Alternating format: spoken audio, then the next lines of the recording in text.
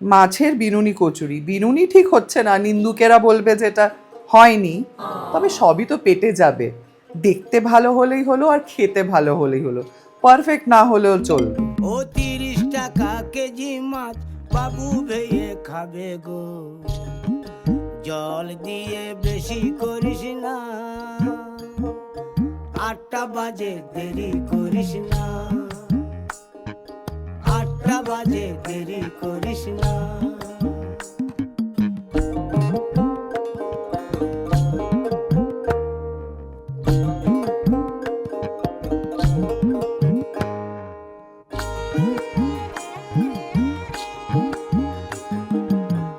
রূপালী মাছের মতো গরু পাহাড়ে।